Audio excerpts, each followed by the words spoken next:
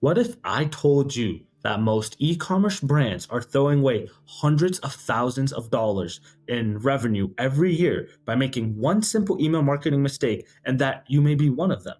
Hi, my name is Cart and I've helped multiple e-commerce brands scale with email marketing, including this brand right here that generated $1.72 million dollars in sales in just 6 months, and this other brand that added an extra $64,000 in monthly recurring revenue. So, in this video, I'm going to be showing you the four pillars of effective email marketing, how to capture 3x the email subscribers that your competition does, my exact email marketing strategy that consistently blows up e-com brands, a campaign calendar to generate consistent revenue without relying on constant discounts, and my advanced segmentation tactics for perfect email deliverability.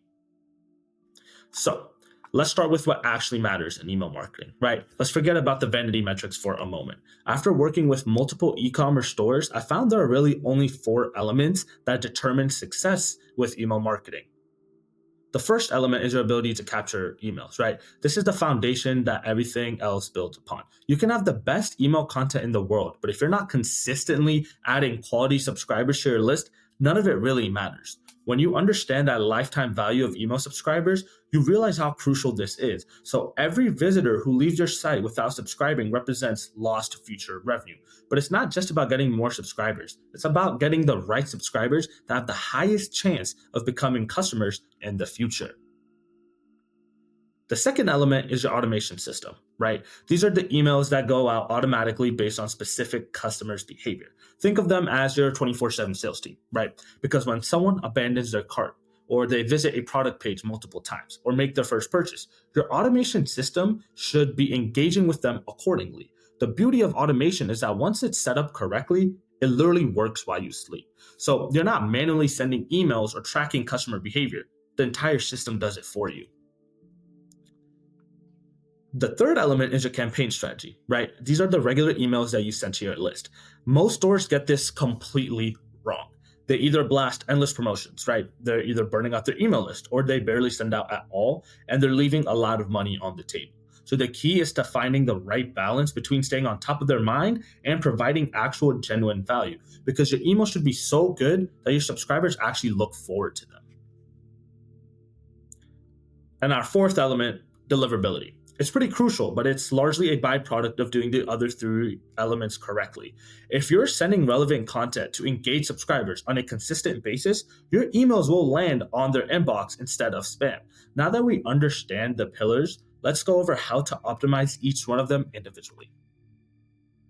So, first we have to understand that every email capture opportunity is a value exchange. Your visitors are giving you something valuable, their email address. You need to offer something valuable in return. But here's where most stores get their first mistake. They immediately jump to discounts. Don't get me wrong, discounts can work, but they're not always the best option. If someone's willing to give you their email just for a 10% discount, what does that tell you about their buying motivation?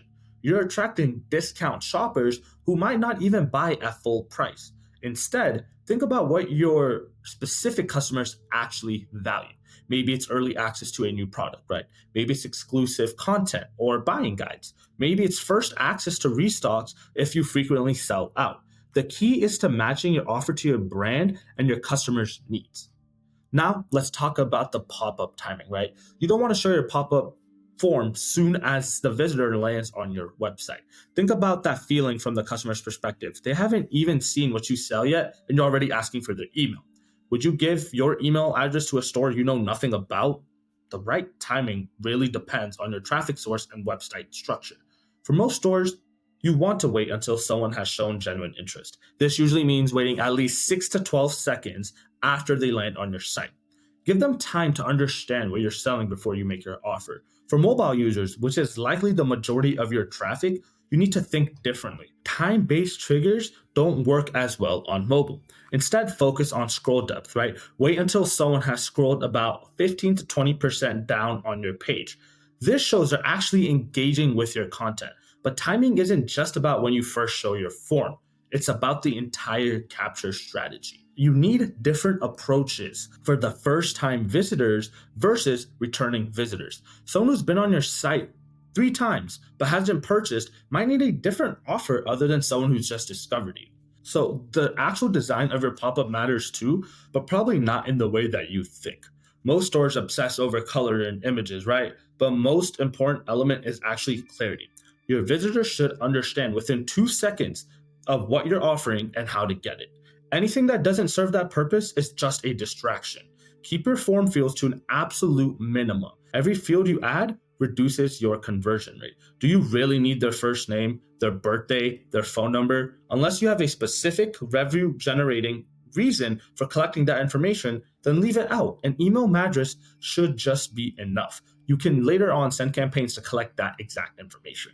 We need to get that first step in the door. Now that you know how to capture leads effectively, let's talk about automation, right? Your 24/7 revenue generating machine. Now, most stores have basic automation set up, right? Usually just an abandoned cart sequence and maybe have a welcome series.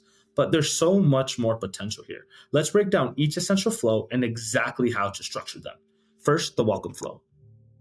This is your chance to make a first impression, right? Don't just throw a discount email. Think about how that impacts your brand reputation. Instead, your welcome flow should carefully be crafted that converts subscribers into customers. So your first email sets the tone for your entire relationship. Yes, if you offered a discount or incentive, include it here, but don't make it the main focus. Start by telling your brand story. Why should they care about your brand? What makes you different, right? Keep it concise, but keep it compelling. This email typically gets the highest open rate out of any automated email you will send, so make it count. Second email, right, in your welcome sequence should focus strictly on social proof. Show them why other people love your products. Don't bombard them with reviews, right? You need to strategically show how your products solve real world problems for real people. So include user generated content, right? If you have it, show press features if you've got them. The goal is to build credibility. So your third and fourth email should focus on education. What do people need to know to get the most value from your products? What questions do first time customers usually ask, right? Answer these proactively. This isn't just helpful content, it's handling common objections that potential customers have when thinking about buying your product. Next is our abandoned cart flow, right? So everyone has one, but most stores get it wrong. They either try to win people back with bigger and bigger discounts, or they just send one reminder and give up. Here's what actually works. First email should go out within an hour of abandonment. But here's the key. Don't make it salesy. Make it helpful. Ask if they had any questions about the product.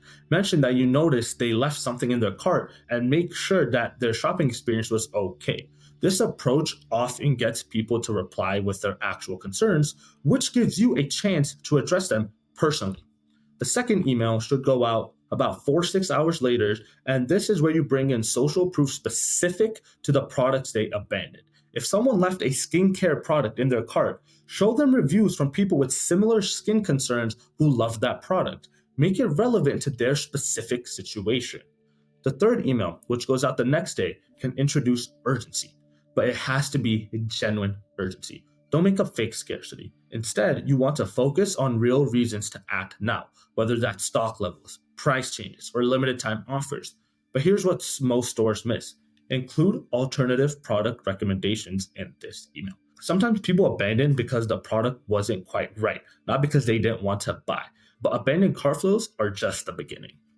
The browse abandonment flow, right? You also need a browse abandonment flow for people who view products but don't add to the cart. These people showed interest, but weren't quite ready to buy, right? So your browse abandonment emails should focus more on education and product benefits than urgent sales messages.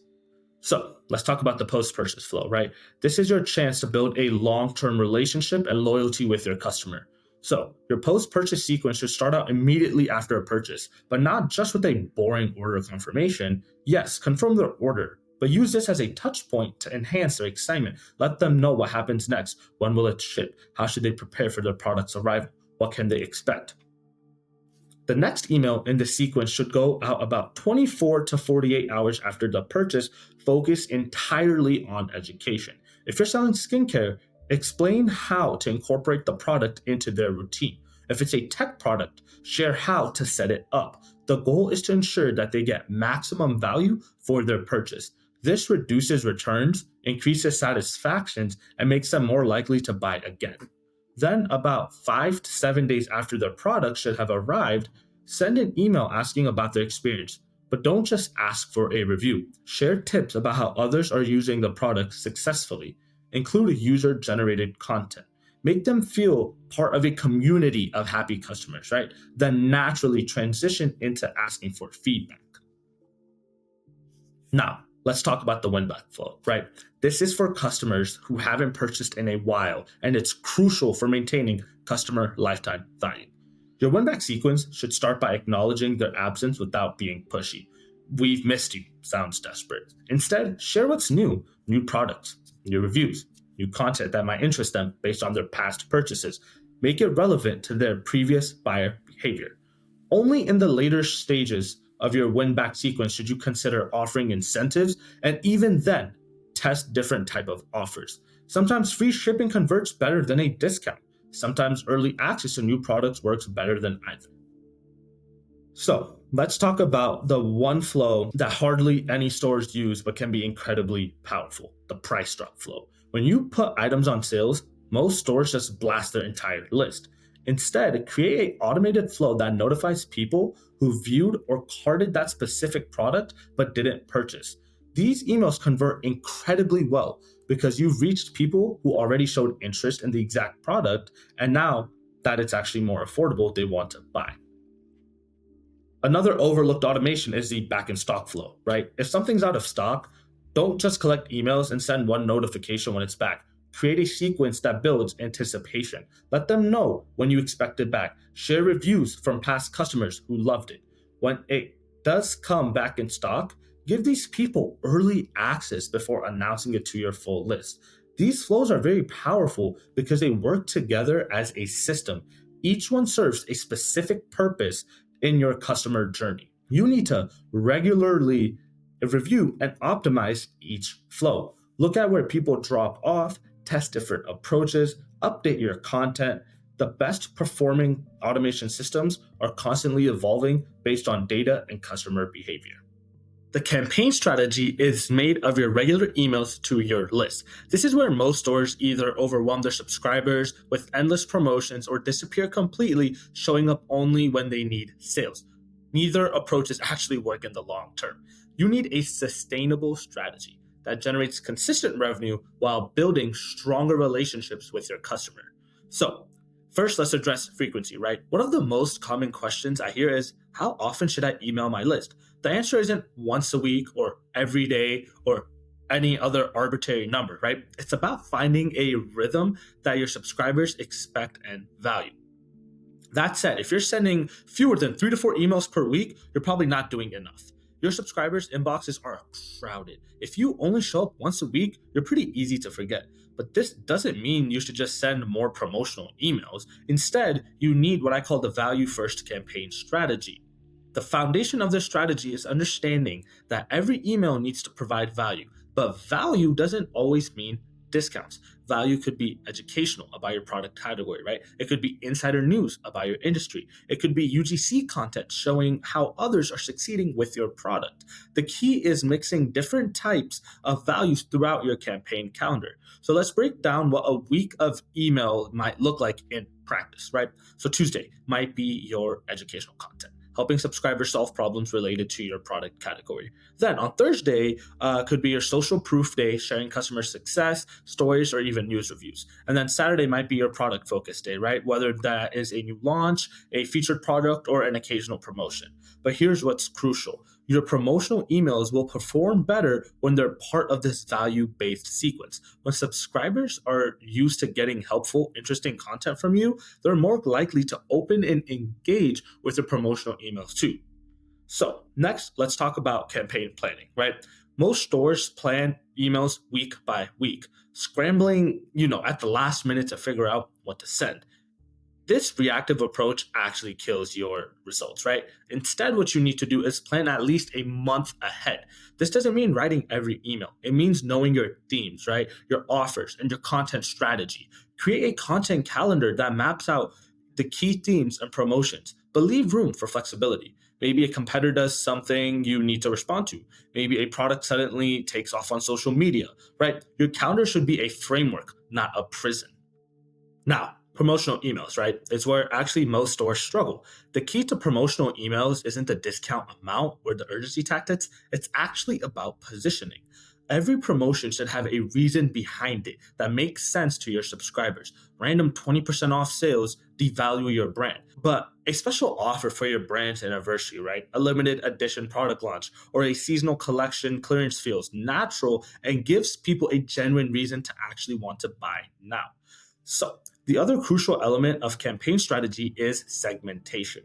You shouldn't be sending every email to your entire list, but most stores either don't segment at all or they over segment to the point where they're actually creating a ton of extra work for minimal benefits. You need a practical approach to segmentation that drives results without making your life complicated. Let's talk about practical segmentation that actually drives revenue, right? Forget about complex segments that require data scientists to understand. Instead, focus on these three key segments that make a real difference in your results. First one is our engagement based segmentation. This is the foundation of good deliverability and strong conversion rates. At its simplest, you're looking at who's opening and clicking your emails within the last 30 to 60, and sometimes, depending on the size of your brand, 90 days.